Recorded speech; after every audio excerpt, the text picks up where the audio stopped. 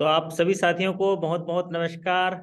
आशा करता हूं कि आप सभी शानदार होंगे, जबरदस्त होंगे और बेहतरीन तरीके से अपने प्रमोशन एग्जाम की तैयारी कर रहे होंगे और अपना कार्य निष्पादन भी बहुत अच्छे तरीके से कर रहे होंगे। और बहुत सारे साथी जो हैं अभी सफर भी कर रहे होंगे। कुछ लोग जो हैं कार वगैरह में सफर कर रहे होंगे तो ज्वाइन कर रहे हैं, लेकिन ये जो है ज़्यादातर बैंकर्स के जो है घर आने का समय होता है। लेकिन फिर भी अगर हमें ज़िंदगी में कुछ पाना है तो उसके लिए समय निकालना होता है और सीखना होता है। इसी कड़ी में, सीखने की कड़ी में आज हम लोग नई शुरुआत किए हैं कि जब हम बैंक में काम करते हैं तो अकाउंटिंग सिस्टम, जो जनरल लेजर और अकाउंट, और इस सिस्टम को जानने की बहुत ज़रूरत है।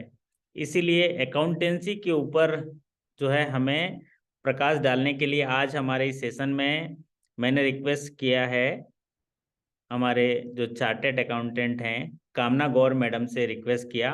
तो उन्होंने मेरा निवेदन स्वीकार किया, इसलिए हम उनका स्वागत करेंगे, अभिनंदन करेंगे। कामना मैडम, मेरी आवाज़ आप तक पहुंच रही है तो आपको नमस्कार करता हूं, मैं आपका स्वागत करता हूं और आज हमारे साथियों के बीच जो है आपका अभिनंदन करता हूं। और हम लोग छोटे छोटे पहलुओं के माध्यम से सीखने की कोशिश करेंगे कि बेसिक अकाउंटिंग सिस्टम क्या है और ये हमें क्यों जानना चाहिए। क्योंकि कहीं ना कहीं एज ए बैंकर में हम लोग अकाउंटिंग करते हैं, जनरल लेजर की एंट्री करते हैं, उनके महत्व को समझना भी बहुत ज़रूरी है। तो कामना मैडम, मेरी आवाज़ आप तक पहुंच रही है तो आप जी माइक सर। ऑन कर सकते हैं। नमस्कार आपको। नमस्कार सर, कैसे हैं सर? एकदम शानदार, जबरदस्त। और आप आ गए हैं सेशन लेने के लिए तो हम लोग और बेहतर हो गए। Thank you sir, thank you. सबसे पहले मैं आपको धन्यवाद करना चाहता हूं कि आपने हमारे निवेदन को स्वीकार किया जी और जी हमारे साथियों के साथ बैंकिंग है, सब सब लोग होनहार साथी हैं। जी जी सर, जी सर। तो एक मूलभूत अकाउंटिंग प्रोसीजर या अकाउंट के बारे में हम लोग जानने की कोशिश करेंगे। तो कामना मैडम, ये सेशन मैं आपको सौंपता हूँ। हमारे बहुत सारे साथी जुड़ चुके हैं और भी साथी जुड़ेंगे, ओके तो सर, आप ओके चर्चा सर। शुरू करेंगे। बहुत बहुत ओके सर, धन्यवाद सर, धन्यवाद आपका, बहुत बहुत धन्यवाद। जी मैडम। जी सर। तो आज अपन स्टार्ट करते हैं। ये मेरा पहला टॉपिक है, बेसिक अकाउंटिंग सिस्टम। अकाउंटिंग तो आप लोग काफी टाइम से कर ही रहे होंगे क्योंकि आप सब बैंकिंग वाले हैं, बट बेसिक टर्मिनोलॉजी अकाउंटिंग में अलग अलग होती है ना? प्लीज अपने आप को म्यूट कर लीजिए। हेलो, हाँ, आवाज आ रही है मेरी? Yes madam, yes. Yes, okay. तो प्लीज म्यूट योरसेल्फ। ओके। तो फर्स्ट ऑफ ऑल हम समझेंगे कि अकाउंटिंग क्या होता है। तो पहला टॉपिक हमने जो उठाया है, that is a definition, scope and accounting standard. ये थ्योरेटिकल टॉपिक है। हम धीरे धीरे पहले थ्योरी समझें, क्योंकि थ्योरी जब समझ पाएंगे तभी हम इसको प्रैक्टिकल पे अप्लाई कर पाएंगे। ओके। तो सबसे पहले अपन समझते हैं कि व्हाट इज अकाउंटिंग। अकाउंटिंग का मतलब क्या होता है? देखिए, कोई भी हम काम करते हैं, देखिए, accounting is a language of a business. Okay. Definition of accounting कहता है कि अकाउंटिंग एक लैंग्वेज है बिजनेस की। जैसे हम कोई भी काम करते हैं, जैसे मैं फ्रांस में गई तो मुझे फ्रेंच आना चाहिए, मुझे किसी को बात करनी है तो मुझे उससे कर सकती हूँ। उसी तरीके से जैसे अगर मैं मेडिकल वाली हूँ तो मुझे मेडिकल की लैंग्वेज आना चाहिए। उसी तरीके से अगर कोई बिजनेस करता है तो भी उसके पास पैसा आता है, पैसा जाता है, उसके पास काफी सारे मतलब एसेट है, लाइबिलिटीज है, आना जाना खर्चे होते रहते हैं। तो वो कैसे उन चीजों को रिकॉर्ड करेगा, कैसे पता करेगा कि भैया ये मेरे पास जो जो मैंने काम किया साल भर पे, उस पे मुझे प्रॉफिट हुआ है कि लॉस हुआ है, उसका पॉजिटिव इम्पैक्ट आया है कि नेगेटिव इम्पैक्ट आया है। तो ये सब पॉसिबल हो पाता है ओनली थ्रू दी अकाउंटिंग। ठीक है। तो अकाउंटिंग एक बिजनेस की लैंग्वेज को कहा गया है। द बेसिक फंक्शन किसी भी लैंग्वेज का ये होता है कि हम सर्व करें as a means of communication. तो मैंने आपको पहले ही बताया कि अगर मुझे मेडिकल मेडिकल का काम करना है तो मुझे मेडिकल की लैंग्वेज आनी चाहिए। उसी तरीके से मुझे अगर बिजनेस का कोई काम करना है, जैसे बैंकिंग का कोई काम करना है, तो we should know the language of the banking, तभी हम एक दूसरे से कम्युनिकेट कर पाएंगे। ठीक है। In this context, the purpose of accounting is to communicate or report the result of business operation and the financial health of the organization. तो मैंने पहले ही कहा कि अकाउंटिंग डेली डेली अपन क्या करते हैं, एक एग्जांपल के थ्रू अपन समझते हैं कि अपने घर पे भी अपन एक बजट तैयार करते हैं। ठीक है। मान लीजिए मैंने 50,000 रुपए अपने घर के बजट के लिए निकाला मैं दिन भर पे अपने ट्रांजैक्शन लिखती रहती हूँ रोज हर दिन के मैं अपने घर के राशन का इतना सामान लेकर आई, बिजली का इतना बिल जमा किया मैंने, फिर ये सब चीजें जो जो मेरे साथ होती है, दिन भर की घटनाएं होती है, वो मैं एक डायरी पे रोज लिखते हैं, ठीक है।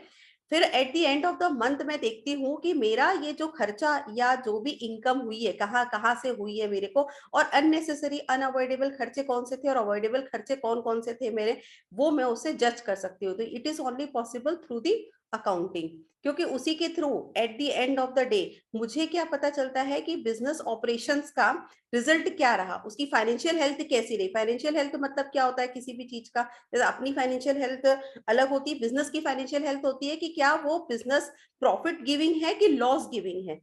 Okay, now moving to the next slide, features of accounting. ठीक है, accounting is an art of recording, classifying and summarising of business transaction. तो एक तो होता है अकाउंटिंग, एक होती है बुक कीपिंग। दो टर्म्स आपकी बुक में डिफाइन किए गए हैं। बुक कीपिंग एक मतलब एक नैरो कंसेप्ट है, ठीक है।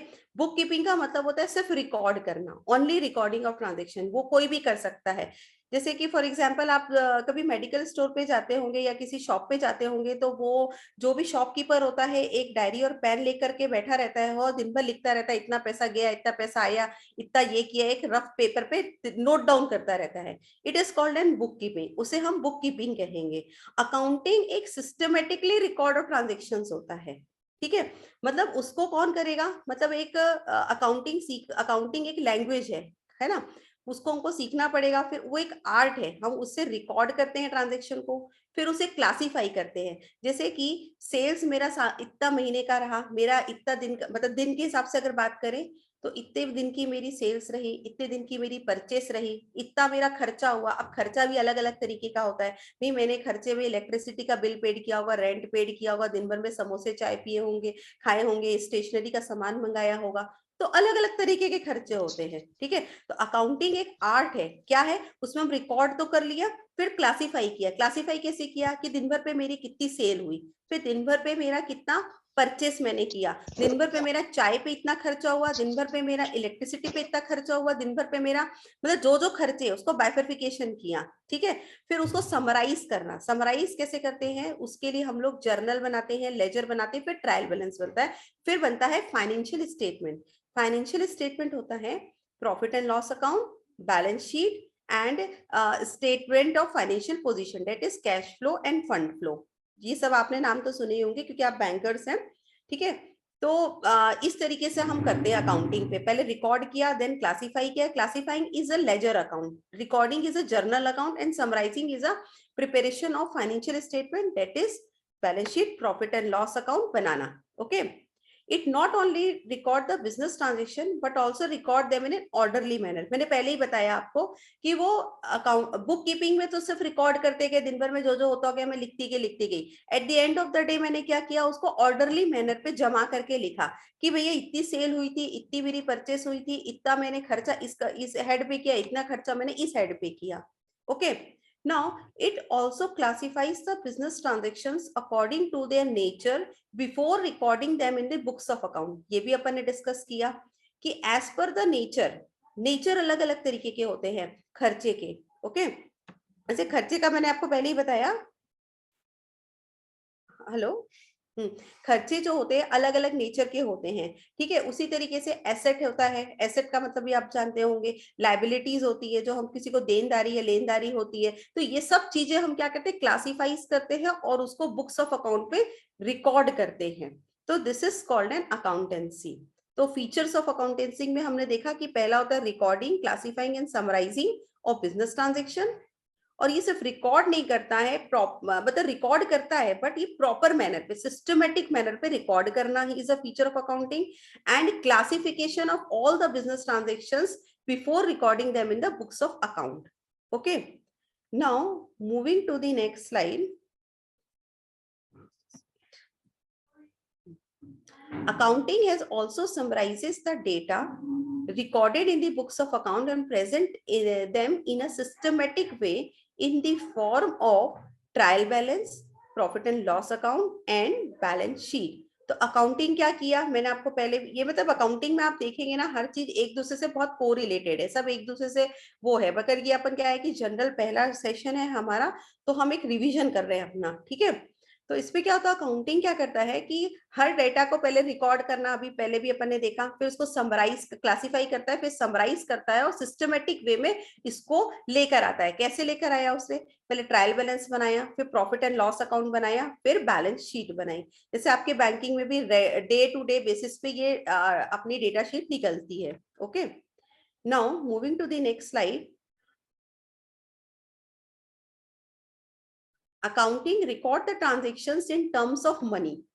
अकाउंटिंग जो होता है वो कोई भी ट्रांजेक्शन्स को मनी के टर्म्स में रिकॉर्ड करता है। वो केजी पे, मिलीलीटर पे, ग्राम पे, उस पे रिकॉर्ड नहीं करता है।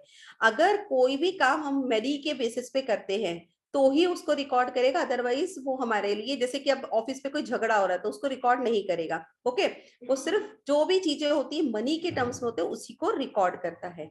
This make the recorded data more meaningful. इससे क्या होता है, जो डेटा रहता है वो बहुत मीनिंगफुल होता है। क्यों मीनिंगफुल होता है, क्योंकि on the basis of this data आप एक अपना डिसीजन मेकिंग करते हो, डिसीजन लेते हो कोई भी बिजनेस पे कि whether this business gives a profit, क्या ये प्रॉफिट दे रहा है कि मुझे लॉस दे रहा है, किस तरीके से कर रहा है, वो हमको बताता है। Event that can not be expressed in money terms and are not recorded in the books of account. जो भी इवेंट, जो भी ट्रांजेक्शन्स अगर मनी पे नहीं आता है तो हम उसको बुक्स ऑफ अकाउंट में रिकॉर्ड नहीं करेंगे। तो कुल मिलाकर इससे ये समझ में आता है कि अकाउंटिंग में सिर्फ वही ट्रांजेक्शन्स और इवेंट्स रिकॉर्ड होते हैं जो कि एक्सप्रेस्ड होते हैं in terms of money. Okay, now moving to the next slide. Okay, accounting record business transaction by expressing them in terms of money. This make the recorded data more meaningful.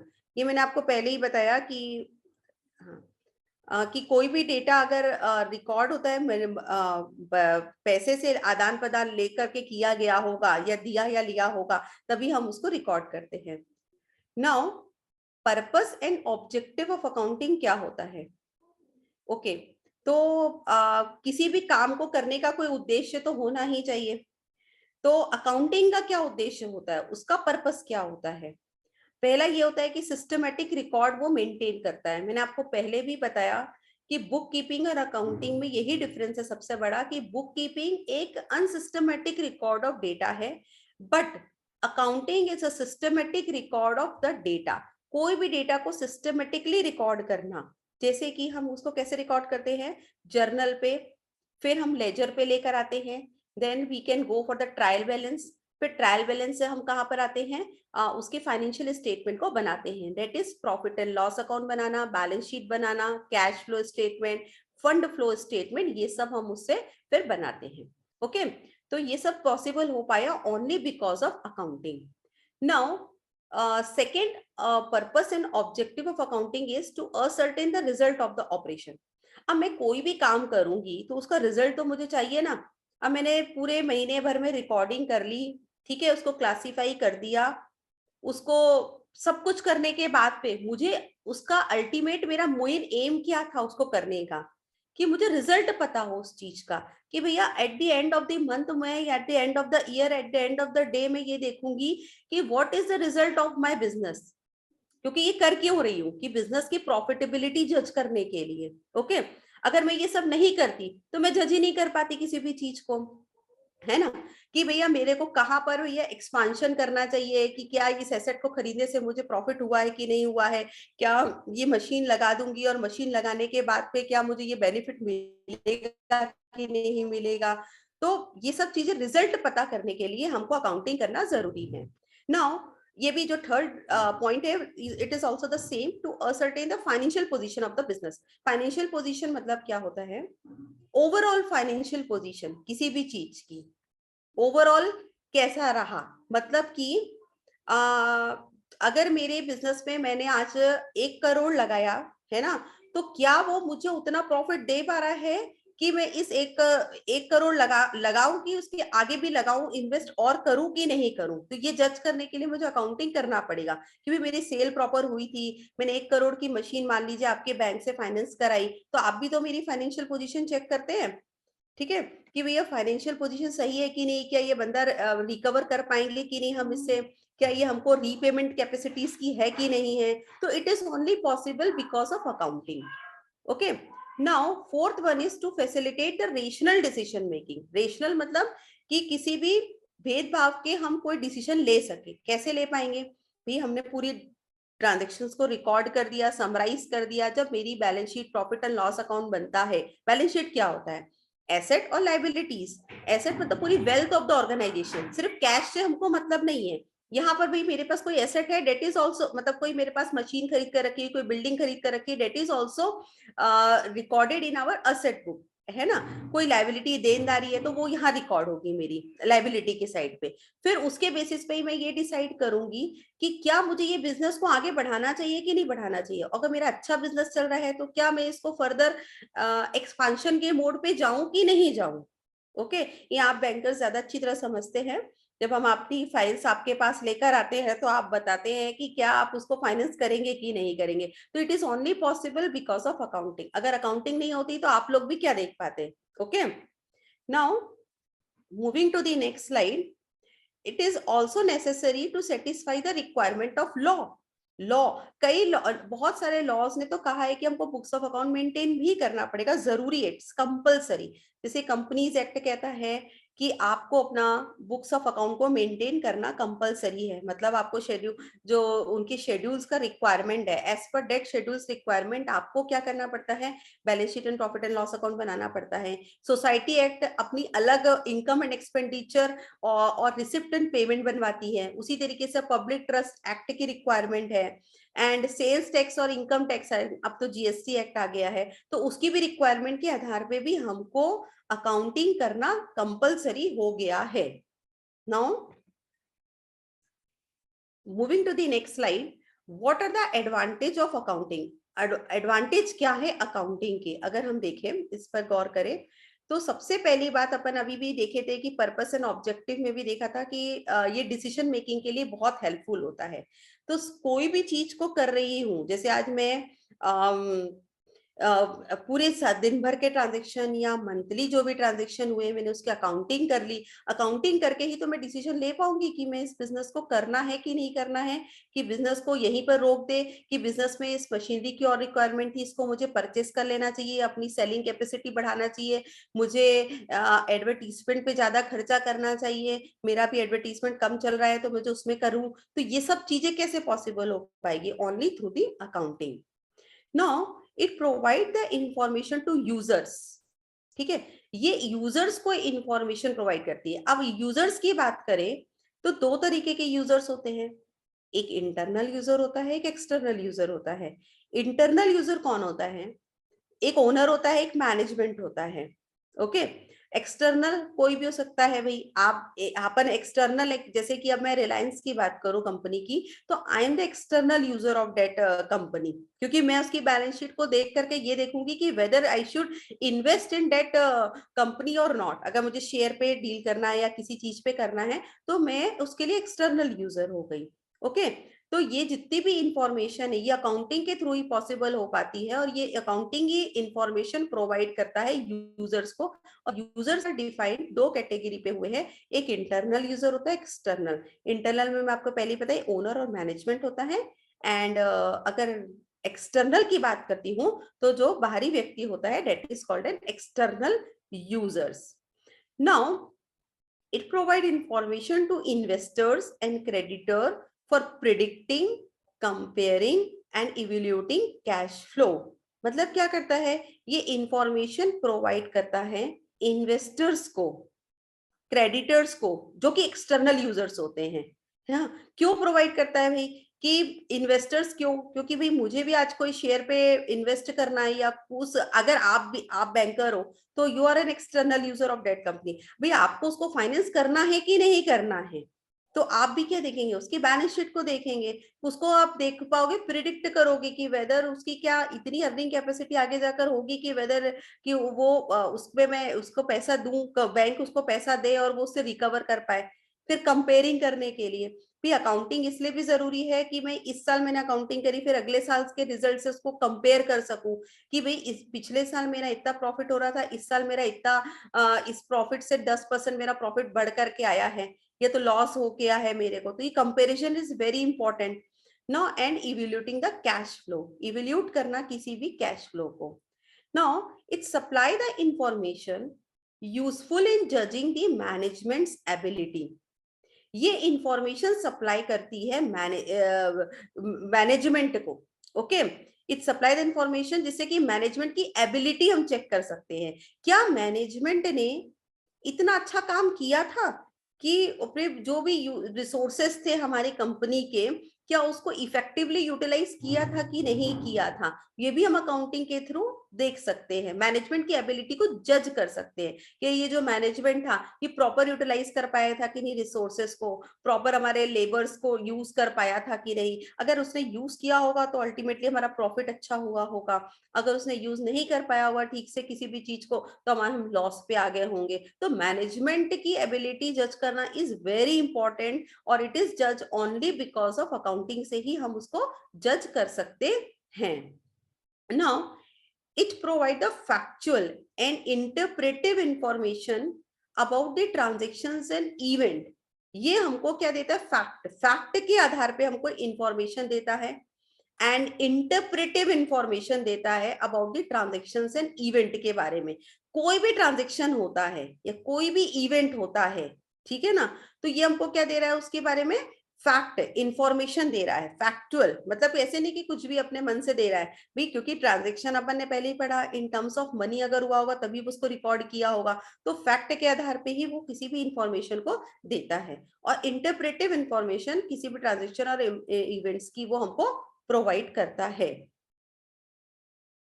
कुछ topics थे जो कि इसमें slides में cover नहीं है, जैसे कि जो अकाउंटिंग है, इट इज एन आपके सिलेबस पे है कि अकाउंटिंग इज एन साइंस और एन आर्ट, एक टॉपिक आता है।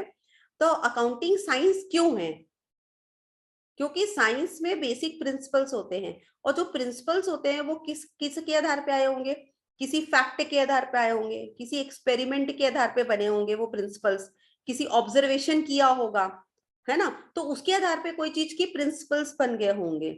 ओके, और वो ही प्रिंसिपल यूनिवर्सली एक्सेप्टेबल भी होते हैं, ठीक है। तो और आर्ट इसलिए कहा जाता है क्योंकि आर्ट का मतलब होता है कि किसी भी चीज को अप्लाई करने का तरीका। ओके, तो आर्ट इसलिए कहा कि तो हम जैसे कि इन्वेंट्री होता है, इन्वेंट्री को वैल्यूएशन करने के अकाउंट्स ने बहुत सारे तरीके बताए हैं कि इन्वेंट्री को किस तरीके से आप वैल्यूएशन कर सकते हो, तो आप किस मेथड को फॉलो करते हैं, it is called an art. तो उसी तरीके से अकाउंटिंग ने भी बहुत सारे फैक्ट के आधार पे, ऑब्जर्वेशन एक्सपेरिमेंट के आधार पे बहुत सारे प्रिंसिपल्स बनाए हैं, और उसके बेसिस पे ही वो अपना क्या कहते हैं उसको साइंस इसलिए उसको कहा जाता है, ठीक है ना। और आर्ट इसलिए क्योंकि मैंने पहले ही बताया कि आर्ट इसलिए क्योंकि ये हम किस चीज के कौन से मेथड को हम फॉलो करें, कौन से मेथड को हम अप्लाई करें, तो that is called an art. तो मुझे लगता है कि मैंने अभी इतने ही स्लाइड्स बनाए थे। तो विजय सर, हेलो। जी मैडम, बहुत बहुत धन्यवाद, आपने बहुत अच्छा हमारे साथियों को सरल सर तरीके अभी से। हाँ, मैंने अभी छोटे सा एक पहला सेशन था तो मैंने छोटा सा कोशिश करी है। हम्म। अगर ये रहा तो मैं फिर आगे जा करके बिल्कुल इसको बिल्कुल। बताती हूँ सर, है तो ना, किसी के आगे मन में कैरी कोई ऑन डाउट करते है हैं। तो पूछ सकते हैं। आखिरी स्लाइड पढ़ दीजिए मैडम, आखिरी आपका है ना, क्या लिखा है बढ़िया जी से, सर, जी कोड सर, लिखा जी है ना सर। आपने बढ़िया सा। हाँ, सहयोग, जो सहयोग देता है उसे सहयोग प्राप्त होता है, सादर धन्यवाद। हाँ, है ना। तो अगर आप लोगों के मन में कोई डाउट्स हैं तो आप वो पूछ सकते हैं, क्योंकि ये बेसिक कंसेप्ट है और ये आप लोग काफी टाइम से कर रहे हैं, because you are already a banker. तो अगर अपने को लगता है कि हाँ, क्योंकि ये एक तो थ्योरेटिकल टॉपिक है, एंड ये जो भी चीज अपन ने अभी डिस्कस करी है ये सब एक दूसरे से काफी को रिलेटेड, ऐसा लगता है कि अपन अभी तो पढ़ रहे थे फिर वही चीज आ गई, तो एक्चुअली में फीचर्स भी देखोगे, एडवांटेज भी देखोगे, ऑब्जेक्टिव भी देखोगे, all are same things in accounting. बस आपको अगर कभी मतलब आपका पेपर जैसा भी आता होगा तो आप उसमें एक दूसरे से कोरिलेट करके चीजों को लिख सकते हो। हाँ, ये पहला सेशन है, तो अभी शायद जी सवाल सर। पैदा नहीं हो रहा होगा हमारे साथियों में। जी और सर। इसको थोड़ा सा कड़ी दर कड़ी और भी हम लोग आगे जाएंगे तो फिर उनके कॉन्सेप्ट जो हैं और क्लियर होंगे, जिसमें किसी का हम जी लोग सर। अकाउंटिंग लेजर्स पढ़ेंगे। ये तो एकदम बेसिक है, हाँ हाँ, मतलब उसमें आपसे मजा समझ आता लीजिए है आप, सर क्योंकि वो मैं आपसे प्रैक्टिकल परिचय है। परिचय कराने के उद्देश्य से ही मैं ये सेशन जी सर। जी रखा सर। था कि आपसे परिचय हो जाए और एक कनेक्टिविटी जी बन सर। जाए। तो जी इसीलिए सर। ये सेशन मैंने आपका रखा। तो जी सर। आप मेरे साथियों को भी अच्छा लगा होगा। प्रियंका जी शर्मा मैडम हैं, प्रियंका जी। जी सर, नमस्कार हाँ, सर। नमस्ते नमस्ते नमस्ते। मैम। मैडम का नमस्कार मैडम, कैसी हैं? मैडम का परिचय कराने के लिए मैंने आप लोगों को बस आमंत्रित एकदम किया था। अकाउंटिंग के बारे में पढ़ाएंगे। प्रियंका मैडम, थोड़ा स्वागत कर दीजिए जी मैडम का। जी सर, बिल्कुल मैम। सर मैडम, बहुत बहुत स्वागत है आपका हमारे इस ऑनलाइन जो हम लोग क्लासेस लेते हैं इसमें। और आगे भी हम आपसे उम्मीद करेंगे कि अकाउंटिंग आपने बहुत अच्छा टॉपिक लिया है, जो कि डेली नीड्स होती है बैंकिंग में। और हम लोगों का कॉन्सेप्ट उतना क्लियर नहीं है जितना होना चाहिए हम लोगों का। जैसे बैलेंस शीट जी वगैरह, प्रॉफिट एंड लॉस वगैरह, जो एनालिसिस एक्चुअल में होना चाहिए प्रैक्टिकल बेसिस पे एक ब्रांच में। तो मैं आपसे यही रिक्वेस्ट करूंगी कि मैम ये सारे कॉन्सेप्ट आप हमारे आगे आने वाले जैसा भी आपको टाइम मिलता है आप हमारे जी बिल्कुल जी जी, क्लियर कर दीजिए। और आपका जरूर वंस जरूर अगेन मैडम। बहुत बहुत स्वागत है मैडम आपका। और आगे भी हम आपसे ऐसे धन्यवाद। सहयोग की उम्मीद रखेंगे कि आप ऐसे ही हेल्प करेंगी हमें। जरूर जरूर मैडम। ओके। धन्यवाद आपका मैडम। कामना मैडम, ओके। ये जो कोट है ना, ये आप ही के लिए लिखा है। हमने क्या लिखा है, जो सहयोग देता है उसे सहयोग प्राप्त होता है। तो अरे वाह, हम हमारा धन्यवाद सर। सहयोग रहेगा कि हम जो हमारे साथ जुड़े हुए हैं साथी ना, इनको थोड़ा सा हाँ मजबूत कर दें अकाउंटिंग में। जी मजबूत सर, कर डेफिनेटली सर। ये तो क्या है कि थ्योरेटिकल टॉपिक था, अगर अपन प्रैक्टिकल की बात करें तो डेफिनेटली अपन बहुत अच्छी तरीके से उसको कर सकते हैं।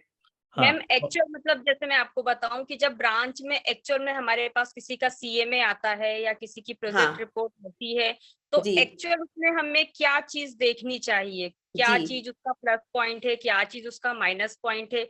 ये मैम थोड़ा सा आप कॉन्सेप्ट हमारा प्रैक्टिकल क्लियर कर जी दीजिएगा। जी, डेफिनेटली मैम, डेफिनेटली वो तो अपन करेंगे ही। वो इसके अगले लिए अपने सेशन को में बेसिक सेशन कंसेप्ट और वाइज। टर्मिनोलॉजी क्लियर कर ले। जी हाँ, बिल्कुल सेशन वाइज वो बिल्कुल। रहेगा प्रियंका मैडम, आपने अच्छी चीज जी जी पकड़ी है। मैं वही कह रहा था कि जी जो कामना मैडम है, ये उनसे रिक्वेस्ट भी कर रहा था कि हमारे साथी जो हैं सब फाइनेंशियल पढ़ते हैं। कोई किसी को मदद करना चाहते हैं कि उनको फाइनेंशियली सपोर्ट करेंगे कि नहीं करेंगे, तो फाइनेंशियली सपोर्ट करने के मदद के निर्णय के लिए उनके फाइनेंशियल्स को समझना बहुत ज़रूरी है, बहुत जो जरूरी अकाउंट है। से रिलेट होता है। एक एंट्री से स्टार्ट होता है, फिर एंट्री से फिर लेजर, फिर ट्रायल बैलेंस, फिर लेजर में आता है, और लेजर से फिर फाइनेंशियल हम्म। स्टेटमेंट में आता है। और उस फाइनेंशियल जी। स्टेटमेंट हमारे पास आ जाता है, तो उसको हम कैसे कोरिलेट करेंगे आगे।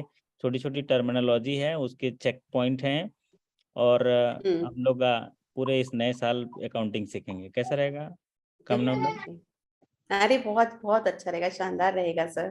तो चलिए, आज के सेशन के लिए आपको धन्यवाद मैम करते मैं हैं। बताना चाहूंगी आपको।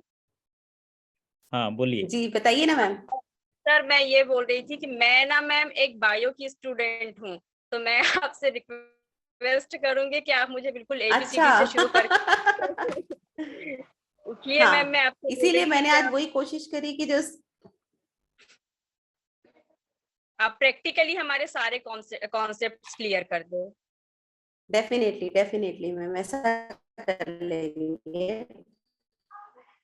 Thank you ma'am. मैं तो चाह रही थी कि स्टार्टिंग से ही अपन करें। Ma'am Priyanka ma'am. Thank you Vijay sir.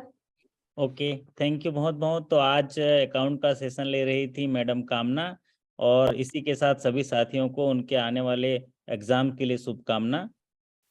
जी तो जी बहुत जी। बहुत बहुत बहुत धन्यवाद।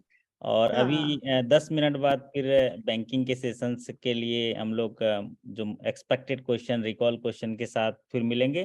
तो 10 मिनट का ब्रेक ले लीजिए, घर आए हैं तो फ्रेश हो लीजिए, और फिर उसके बाद 10 मिनट बाद फिर लिंक साझा करूंगा, फिर मुलाकात करेंगे। तो कामना मैडम बहुत अच्छा, सरल तरीके से, इसी तरीके से पढ़ाएंगे, सरल तरीके से हम लोग आराम से पढ़ाएंगे। जी सर। तो जी सर। टाइमिंग थोड़ा आगे पीछे होगा, हम लोग वो मैनेज कर ठीक लेंगे। है। ओके, तो ओके बहुत ओके, बहुत धन्यवाद सर, बहुत बहुत बहुत बहुत धन्यवाद। धन्यवाद। बहुत बहुत thank you so thank you धन्यवाद much. So much Priyanka ji, ma'am. बहुत बहुत धन्यवाद विजय जी। ठीक है, ओके, बाय बाय। सभी साथियों के अच्छे कार्य निष्पादन, बेहतर स्वास्थ्य, बेहतर सफलता की कामना करते हुए ये सेशन यही समाप्त करते हैं। Thank you so much. Okay, thank you sir.